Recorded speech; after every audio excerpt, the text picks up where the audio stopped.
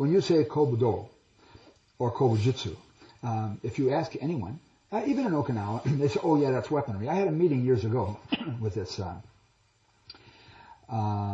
was at a party, and there was a bunch of masters, and we were all, chit-chatting, and there were certain things that were brought to light.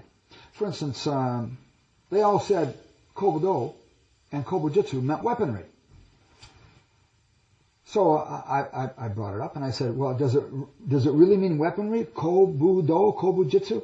And they said, no, it doesn't mean weaponry. Ko means old or ancient. Bu is like saying bushi, or the spirit warrior, the warrior. And then do means the spiritual way. So kobudo means the old warrior's spiritual way. If you say kobujitsu, jitsu means art. So ko means old, bu is like saying the warrior, and jitsu means art. So it's old warrior's art. But the reason why they associate it with weaponry is that in the beginning, and for almost 1,000 years, first was the weapons taught in the warrior class, in the Ryukyu, not in Okinawan, but in the Ryukyu. The name Okinawa didn't come about until 1879. Prior to 1879, it was Ryukyu, was the main island, and they had the Ryukyuan kingdom, which consisted of about 160 islands, but only 48 were inhabited. And the main island, this is where the Ryukyuan warriors were. And that's when a person was born in the family. Only the firstborn son got the education, as a matter of fact. Only the firstborn son.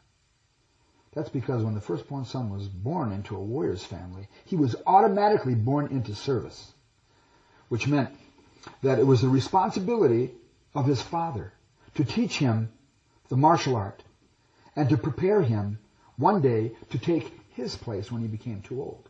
So when he became too old to handle his military position, his firstborn son took his place.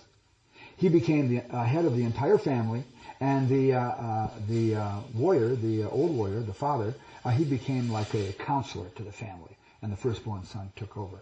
And then the firstborn son was responsible for taking care of his mother, his father, the brothers, sisters, grandparents, great-grandparents if they were alive, He had a big responsibility. And then he had children, and then he had firstborn son, and he passed it on to his firstborn son, and it went on like that for almost 1,000 years.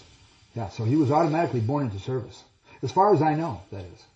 Yeah. Then what happened was in 1879, the warrior class was disbanded, and the martial art was introduced to the school system, where it was designed for two things after that. Number one, teaching school children. Number two, for sport karate. That's where the introduction of blocking, kicking, and punching came from. Prior to that, there was no such thing as blocking. Blocking is a new concept since 1879 to today.